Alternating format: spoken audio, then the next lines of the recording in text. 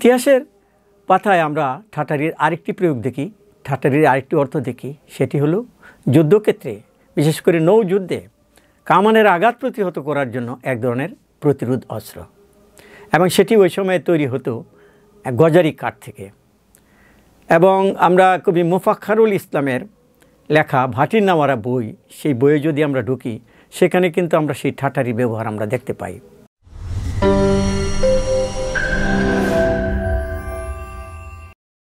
সুপ্রিয় দর্শক শ্রোতা, সেবারু টিভির পক্ষ থেকে আপনাদের স্বাগত জানাচ্ছি। সেবারু টিভির ইতিহাস ঐতিহ্য বিষয়ক অনুষ্ঠান অনুসন্ধানে আজকে আপনাদের সামনে কথা বলবো ঢাকার ঠাটারি বাজার নিয়ে। আপনারা জানেন যে ঢাকার 52 বাজার 53 গলি এটি একটি প্রবাদ হিসেবে পরিচিত, এবং সবাই জানে যে ঢাকায় 52 বাজার 53 গলি। আসলে এটি একটি ফ্লোরা ফর্ম, এখানে 52 53 নয়, কিন্তু এই সংখ্যা দিয়ে এটিকে আপনার একটি প্রবাদ প্রতিম অবস্থানে গিয়েছে। 52 বাজার 53 গলি যদি আমরা বলতে চাই তাহলে সেটা মোগল আমল থেকে শুরু করে আপনার কোম্পানি আমল পর্যন্তই 52 এবং 53 সমস্যা শেষ হয়ে যায়। এরপরে আরও কত গলি হয়েছে, আরও কত বাজার হয়েছে, এগুলো কিন্তু ওই ইতিহাসের মধ্যে ওই হিসাবে আসে না। তা আমি সেই মোগল এবং কোম্পানি আমলের সময় ধরেই আমি কথা বলছি, এবং এই ঠাটারি বাজার সেই সময়কালের একটি বাজার। এই ঠাটারি সম্পর্কে এই শব্দটি শুনতে বেশ একটু বিদঘুটে মনে হয় আপনাদের কাছে। তো ডক্টর মোহাম্মদ শহীদুল্লাহ সম্পাদিত বাংলা একাডেমি আঞ্চলিক ভাষার অভিধান, সেই অভিধানে ঠাটারি শব্দের অর্থ করা হয়েছে কামারের মজর। আবার ঠাটার শব্দের অর্থ করা হয়েছে যারা পিতল, তামা, কাঁসার ঘটি, কলসি ইত্যাদি তৈরি করে।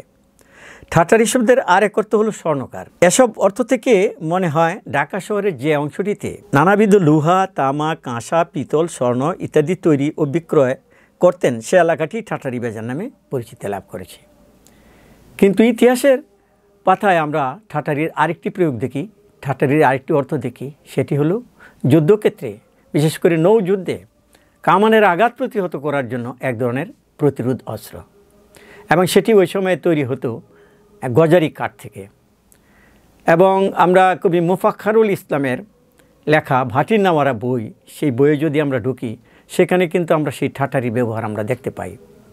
ঢাকাকে যিনি রাজধানী করলেন ইসলাম খান চিশতি, তার সময়ে যে সমস্ত অভিযান পরিচালিত হয় সেই অভিযানের মধ্যে একটি অভিযানে আমরা দেখতে পাই শাহজাদপুরে আপনার এই ঠাটারি সজ্জিত একটি দল, সেখানে আপনার একজন সেনাপতিকে, সেখানে ইসলাম খান চিশতির সেনাপতি এবং ইতিহাস লেখক মির্জা নাথান, সেই নাথানের বাহারিস্তানি গাইবিতে এই ঠাটারি সজ্জিত নৌকার দ্বারা শাহজাদপুরে Islam Khan চিশতিকে guard of honour দেওয়ার একটা বিবরণ পাওয়া যায়। ফলে বোঝাই যাচ্ছে যে কামারদের দ্বারা তৈরি এটি এক ধরনের যুদ্ধাস্ত্র।